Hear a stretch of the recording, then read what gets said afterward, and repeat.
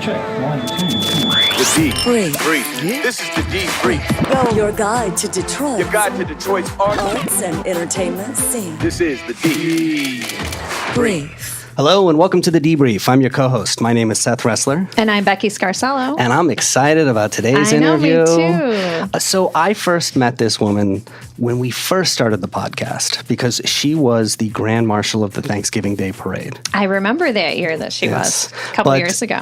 People know her because she was just a fixture here on television for so long. She was the Emmy-winning newscaster and anchor woman at WDIV for 38 years until she retired in 2016. Now, I retired.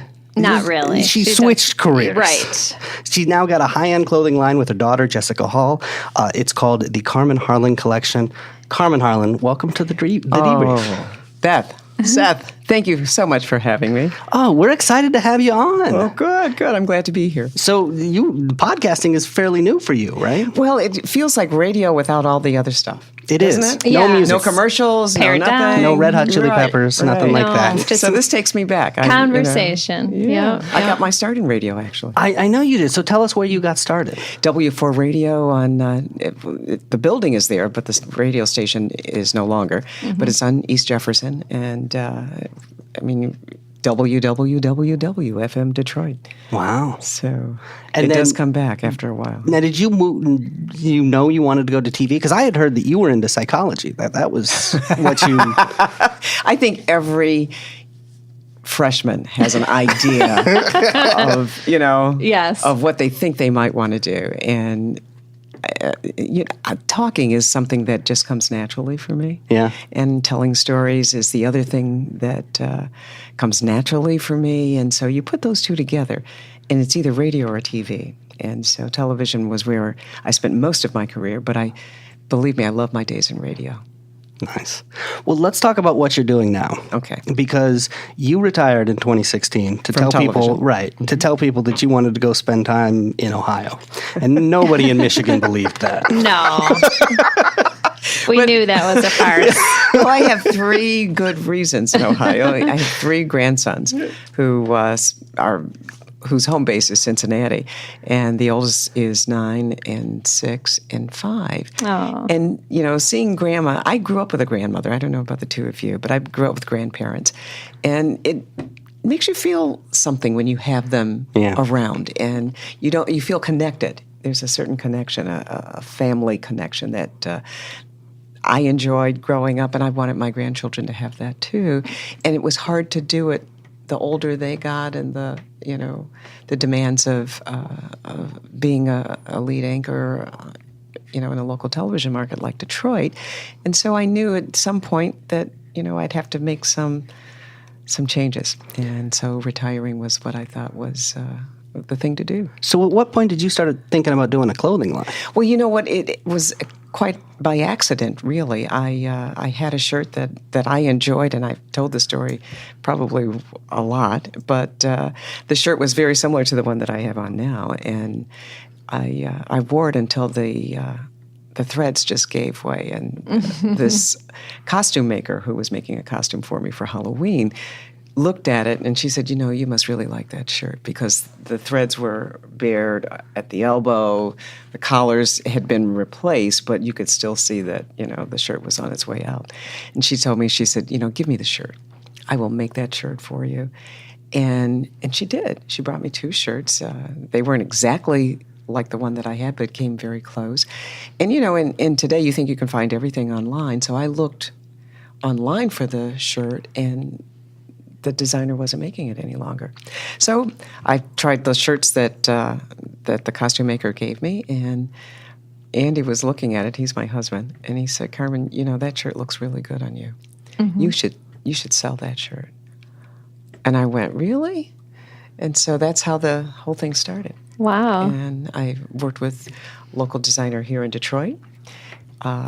She took me as far as she could take me, and because she was also busy with other things, she had a line herself, and was working with another organization that was very important to her. So she didn't have the kind of time to devote to an up-and-coming wannabe, And so I got really bold, and my assistant, Mary Schechter, went online and she set up an appointment for me in New York with the head of Maison Kumwan, who is Ping Pong Kumwan, a designer, and said, yeah, I would love to meet her.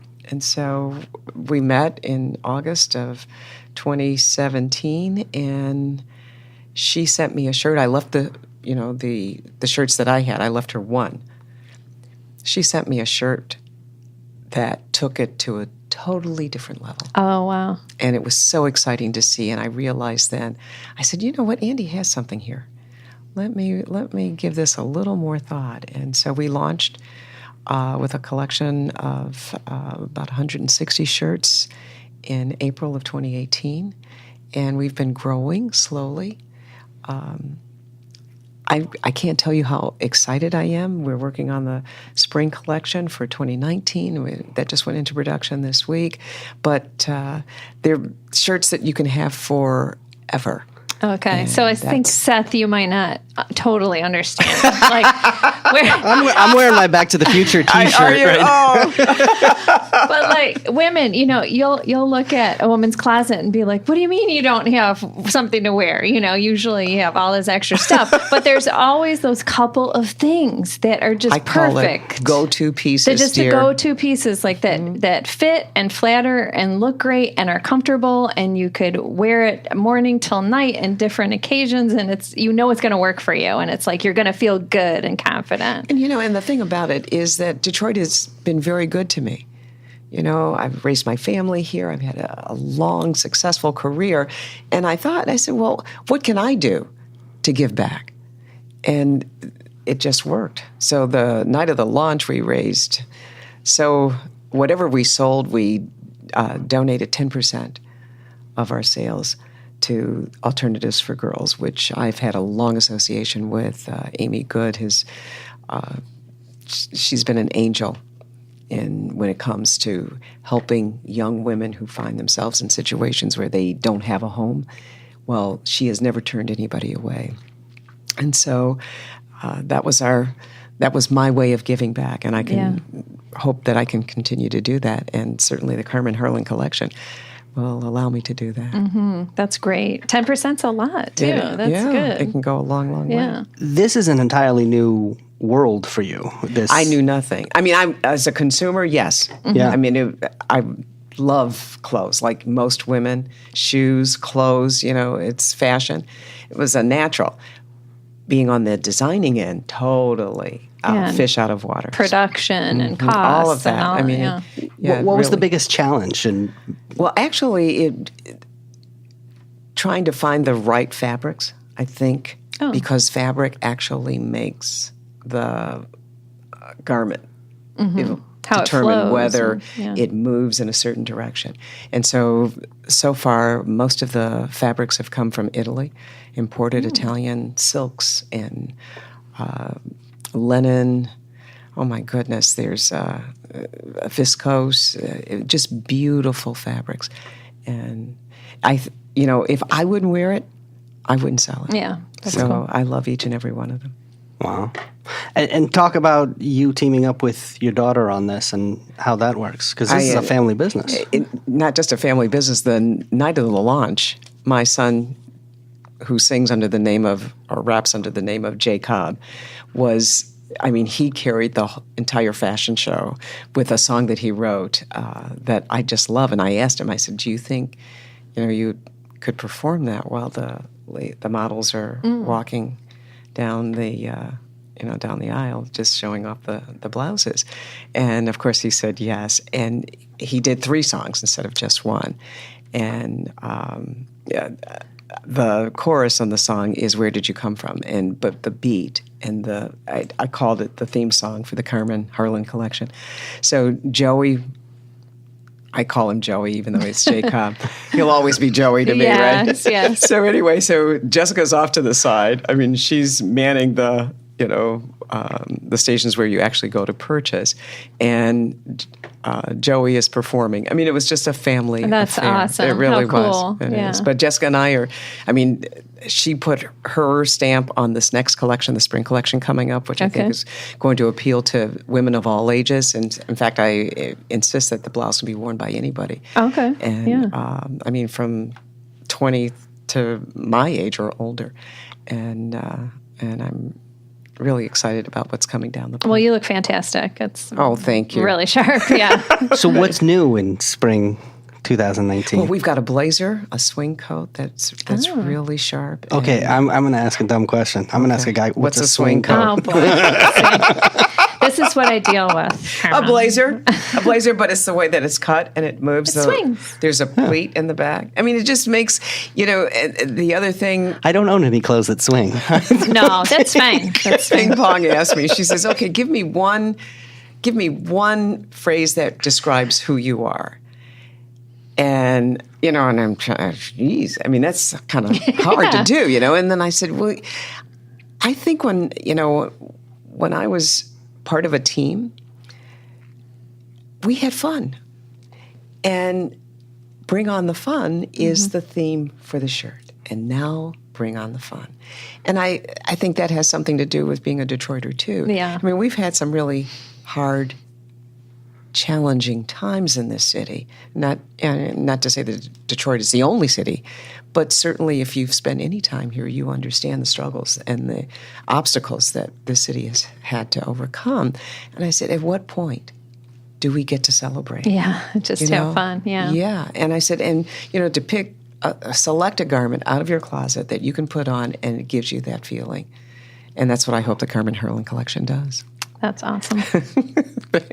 Now, people, can order this online, so Yes. you can sell it all over the country, even all over the world. Right. Where are you seeing people come from? I was surprised that as far as India, Mumbai, Thailand, Bangkok, Morocco, Spain. That's awesome. Yeah. So women are, we're getting, what do you call those visits from on Facebook and Instagram? Yeah. And these are new terms that I'm using now in conversation too, that I find kind of, enjoyable. But, it works, and it works for women, not just in Detroit or in the United States, but certainly all around the Yeah. world. It's nice how you can, make the world smaller by the internet You now. can. So you Isn't can that really amazing? Yeah. You had another big moment last year, which boy. was that you won an award, the Judge Damon J. Keith Soul and Spirit Humanitarian. Unbelievable. He has been giving this award to, Governor Jennifer Granholm, Rosa Parks. You can go down the list of, the people who have been on the receiving end of this award. And when I got the call from him, Carmen, it's like, oh, geez, what have I done now? We've talked about it, and we believe that you're the person to receive this award in 2018. Wow. And so it was quite an honor, believe me. Yeah. I think so highly of him, and he has been not just a fan, but a friend, and somebody that I truly trust and admire. And so, I was touched beyond words, believe me. It's a big deal. Like It was a big deal. In being in Detroit, Damon Keith, he has a law library named after him. He's legendary. Yes, he is. Yeah. Can I also ask about some of your moments from your television career? Uh-oh. Because Which one? well, let's start There's with so one that many, I've heard you say is your favorite, which is you bearing an Olympic torch. I did it twice.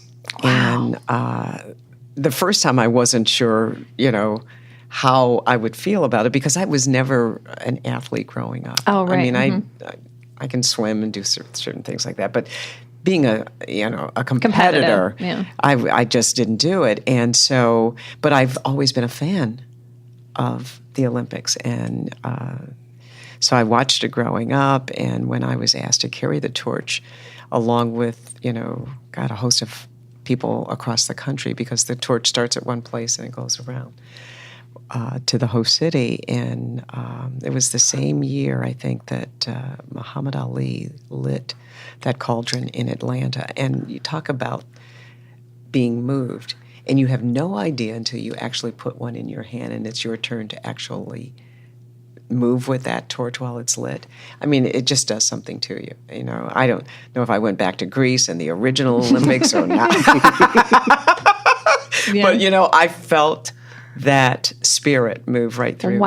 And it was just, you don't know whether to laugh or cry. Yeah. You know, so you do a little bit of both. And I did ask my daughter to help me get ready for it because I didn't know how fast I was going to have to run. And, that's a good point. So I said, "Come on, Jess, let's just run. You know, train a little bit. Just train a little bit for it." And how fast do you run? Well, actually, you could walk. Oh, okay. Whatever you you want to do. But I was, you know, I wasn't sure, and I wanted to at least look like I could move, and, or look like I could run. And what'd you wear?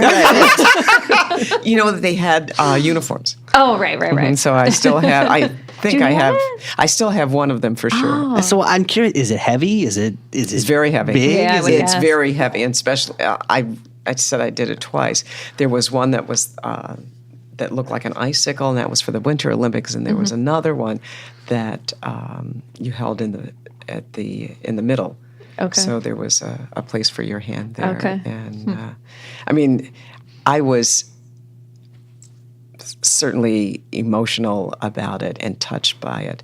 But I think in my son's eyes, I was the coolest mom ever. Yeah. When because they went with me both times. Wow. Oh my gosh, I could just see it in his face. He was so proud. And, Yeah, it's a pretty big deal too. That's amazing. Tell me about President Obama's inauguration. You know, they sent me to Washington, and I was with a sea of people who just wanted to be on the plaza, knowing that they were there that day. And as a reporter, I mean, it was the best. It really was. Cold as you can imagine.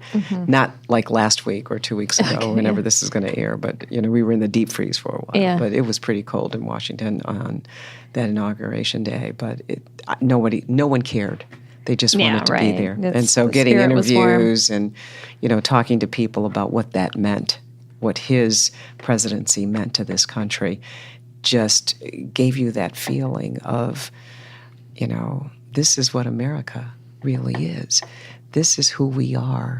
You know, we do embrace change. We do embrace, you know, the future. We do want to keep getting better. You know, we don't want to give in to those things that, you know, human beings can do. And they can do them very well. But you don't have to give in to those things. You can move in very positive directions. And you could just feel it. It was just the best. What struck me that time, we lived in Switzerland during the time, so we watched the inauguration on TV. And everyone that lived around us, we lived with people from all over the world, and everyone was congratulating us as Americans. So they were so it proud. Was not just our country; it was the world was you rooting. You could feel it. Yeah, and they showed you the election night, the reaction around the world. Right. You know, because America sets the standard for the world. I mean, I don't know if we always remember that. You know, that they look to us to be an example or to set an example and to live a certain way and to be a certain way. And, you know, that's a responsibility that at times it may seem overwhelming, but we inherited it's reality. It is the reality. Yeah. And so when we get disappointed, they get disappointed, you know. And so, but change is what we need. And sometimes corrections have to be made, and, you know, we have to live it in order to understand why we don't want to do that again. Agreed. I hope I'm not editorializing No, too much. No. I'm just sitting there going, do we have to live it quite so much? I know. Could we live it a little less? Shorten it by a couple some years. things you can't. Some things you just can't do anything about right now. But you know, But I do want to ask you about that, because one of the things that has happened in the current climate is the attitude towards news organizations, towards journalists. Media in general. Yeah, I mean, the Super Bowl just happened. They've come under assault. Right. The Washington Post ran this ad in the Super Bowl, and it was, talking about some of the journalists that have actually sacrificed their lives. Talking about democracy. And it's been that's the other side of what we do as reporters, as journalists. I mean, people forget sometimes that, it's not an easy profession by any stretch of the imagination. It takes courage to get out there and find out what's really going on and to find out the truth. A lot of times, nobody wants you to know what's happening. And so they will take necessary steps to keep that under wraps if they can. But, real serious journalists know how to navigate through that. And again, sometimes it can end with a threat, or it can begin with a threat. And But what were some of your hardest assignments in that regard, to where you felt like you really had to work hard to get at what the real story was, or you felt even threatened? Well, I don't know if my life was ever really in jeopardy, but certainly during the Kilpatrick administration, there were, because of an ongoing investigation into what was going on, not just as far as city business, but personal business, and the lines got crossed. And when we got the transcript from the Detroit News, there were two reporters that came across the street one night, and they had the transcript from the pager that he had, that his chief of staff had, and you couldn't make this up, right? Okay, just reading it, it was I don't even want to call it a soap opera, because it was real life. And you were wondering, whoa, who's running the city, and how is the city running? If all of this is going undercurrent is going on. And so, and the commentary, and I think it was at some point, because we couldn't get anything accomplished as far as city business, because it was just too mired in what the investigation eventually produced and what he was tried on. And so, before that, it's like, well, do you stay in office, or do you step aside so that the city can move forward? Repair and actually get work done. We couldn't, President or candidate Obama couldn't come to the city of Detroit at that time. He could, but he wasn't advised. He was advised not to. You don't want to get involved in that. Yeah. That's not where you want to be. And so, if you are thinking about what's good for the city, then you have to step aside so that the city can move forward. Right. And eventually, I did a commentary and asked him to resign. So I'm sure that wasn't well received by the people who supported him, and I'm sure, they let their feelings be known. But it was part of a chapter in this city's history, and, certainly it's not an easy thing to do, but somebody had to do it. Had to say and it. So, I guess that somebody was me. Better you than Seth. But let me tell you, the clothing collection doesn't have any. Circling back. It's a little more fun than that. Yes, definitely. Can I ask about some other visitors who have come to the city over the years? Oh, Nelson Mandela. Yeah, let's talk about John Nelson Paul Mandela. II. Let's talk about, how was that? Oh, my gosh. Can't imagine. I could probably bore you to death, and you don't have that much time. But, telling stories is something that I truly, truly enjoy. Who made you nervous? Oh, yeah, that's a good one. When I first met them? Yes. Oh, my gosh. As a very young reporter, I'll tell you, Muhammad Ali probably made me nervous. He came in to campaign for Coleman Young, who was already mayor, and he was just running for re-election. Okay. And who else would you want to bring in? So we show up at the news conference. Muhammad Ali is there. Well, oh my goodness. And so I'm putting my microphone on the podium because I was in radio at the time. And I guess he could see that I was just a little bit nervous because the mic kept moving and I kept trying to put it back. But anyway, I mean, those are, as a reporter, those are the moments that, you really realize what an honor it is to be able to cover, stories like that, people like that, and events of that nature. So Nelson Mandela, tell us more about him.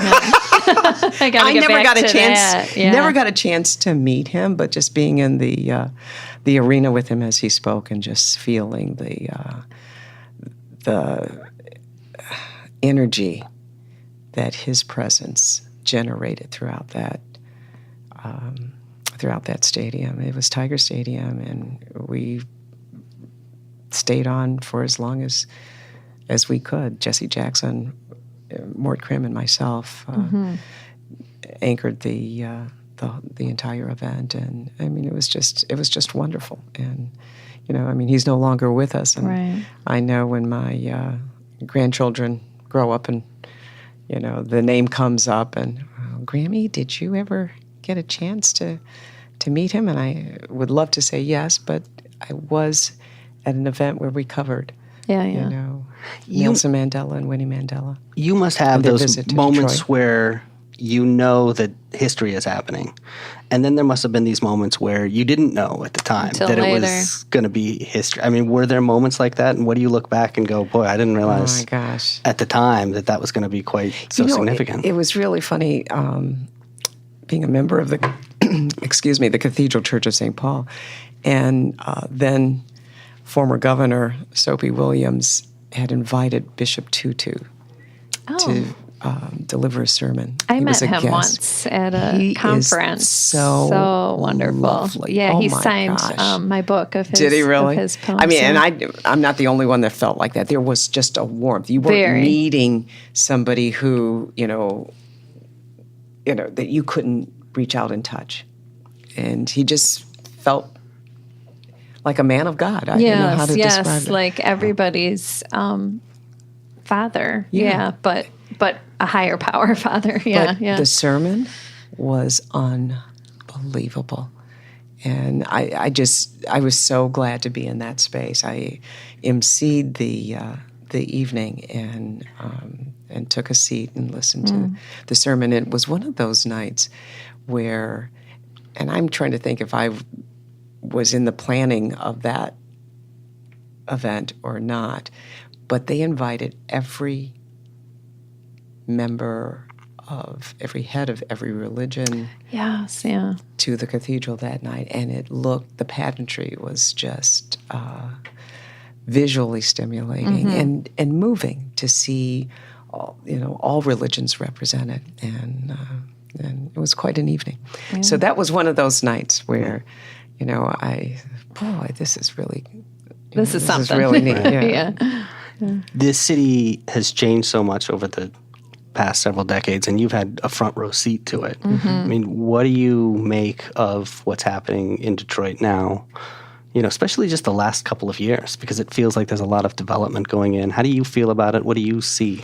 Well, I've always lived in the city, and so on one hand, the change has been overdue. I mean, we've needed it for a long, long time. There are vast sections of the city that have gone undeveloped, that have been neglected, that need rejuvenation, rehabilitation, and certainly starting down Woodward Avenue, the downtown business district. I mean, you can start from the water, which is what I'm sure the original founders of the city did, and keep it going, so that it stretches out and everybody benefits. And that's what we want to see, and that's what I hope we see continue in Detroit, because one can't prosper and another not prosper. Exactly. I mean, you don't want that to become the norm anymore, and so, or any longer. But I think I admire the spirit of the people who are moving into the city, and assuming a role. I don't, whether Taking a vested interest. Oh, absolutely. Yes. And they're doing it with the spirit that we probably haven't seen since the pioneer days. And I know I've been around for a while, but I wasn't around then for sure. But it takes that kind of spirit. I mean, Detroit's not an easy place, but it's, it's grit. It's all of that. It's a real city. It certainly has had its ups and downs. It has problems, as most cities do, but there's a certain feeling that Detroiters have, and I mean, you just don't give up because times get hard. You persevere and you pursue. And I not all of the people grew up outside of the city that are moving to Detroit. They've just brought that spirit with them, and I applaud it. I really do. And I think I'm most impressed with that, if anything. I also want to ask you about the Q line, because that is your voice. Yes, it is. Yes. How did that come to be? That's really cool. Well, actually, it was easier than you think. I mean, it was a phone call. And, oh, really? Yeah, and they thought that they were going to, I don't know what they thought, but when they asked me, I said, sure. I wasn't doing it. I was probably working on the shirt, and the phone rings. It's like, I'm working for such and such, and we would love it if you would be the voice of the Q line. And I'm sure. When do you need me? Next week? And I was like, sure. All right. And believe it or not, it was as easy as that. Wow. Okay. So, All right. Well, you were the perfect choice in my mind. thank you. All right, Carmen, are you ready to play a little game? Is this going to be fun? Well, maybe. It depends. Is it going to be hard? No. Okay. Not for you. All right. Here we go. We're going to ask you for a series of rapid-fire recommendations. Just tell us the first thing that comes to mind. Are you ready? I'm ready. Let's start with this. Where's your favorite place to go for cocktails in Detroit? It's a very serious question. It is. My favorite place is probably the Ghost Bar at the Whitney. Ooh, that's a good choice. one. You ever seen a ghost Yeah. there? Do you believe in ghosts? Let's put it this way. I've never met one. But I will tell you that Alex, who is the mixologist, because I think there's, there are bartenders and there are mixologists, and he Yes. takes it to another level. And so, yeah, definitely. Wait, I'm gonna. You evaded the question. Did you ever have to report on a ghost or a haunting? Never. Ever during your No. years? Never. Okay. All right. Never. Speaking of ghosts, Oh. if you could have lunch, you've had lunch and met so many people in Detroit. But if there was someone, a Detroiter that you haven't met yet, who would you love to have lunch with? Oh, my gosh. Dead or alive. Dead or but, alive? Yeah. Oh, my goodness. Who would a Detroiter that I would love to have lunch with? Dead or alive? That's a good one. That is a good one. Probably nobody you know. Well, that's okay. No, I'm serious. Yeah. I mean, I miss my grandmother. Oh. Yeah. I do. And we used to go out to lunch from time to time when I was working, especially when I started working downtown. Oh, yeah. Where would you go? What were some Her favorite place was downtown Hudson's, the River Room on the 14th floor? I can't remember. In She the would take herself. teens, yeah. She would take herself to lunch on Tuesdays or whatever day it was, and we always knew it. But Did you get a Maurice salad? she probably, Perhaps, yeah. I think it was her way of getting a break. She was the grandmother of 15. Wow. And half of us lived in the state of Michigan. So Okay. she had hands-on Nice. for a good 7 of us. Wow. Good answer. Okay, thank you. All right. Whoa, that was tough. If the spring 2019 collection included a T-shirt with a slogan about Detroit on it, what would the slogan be? Oh, and now bring on the fun. Fun, dear. yeah. Come on, that's pretty good. That's the slogan. It's time. You should make those. So, when you have people come to visit from out of town, where's the first place you would take them here in Detroit? Belle Isle. I always take them to Belle Isle because, it's not every city has its own island, and Belle Isle is just one of those places. It's so unique. You can walk, you can ride a bike, you can think about nothing. You can have a picnic. Yeah, visit a museum. You can go to the beach. Nice. How about this? What is the best concert venue to see Devin Scillian perform live with his band? Oh, I know for a fact, and I haven't been, but there's a little place outside of Lexington, Michigan, that he performs. He and his band performed there, and they have been for the last couple of summers. And I know this because I have some very good friends who live in Lexington, and they keep me abreast. Of the goings-on. Okay. So what's your favorite moment in Detroit history that you had the opportunity to cover? Oh, boy. What was that? Let's see. Probably not the Kilpatrick days. Well, I mean, certainly I talked about Mandela. I talked about the Mandela visit to Detroit. Pope John Paul II's visit to the Detroit area was very, very special. I mean, we were on from the time he landed until the time he took off. And he went through Hamtramck. He did an appearance at Hart Plaza. Of course, there was a huge mass at the Silver Dome at the time. And there was just something very special about his visit to Detroit. And I'll never forget it. Nice. Have you talked to Mort Krim since Comedy Central canceled Detroiters? And how is he coping with it? Knowing Mort very well.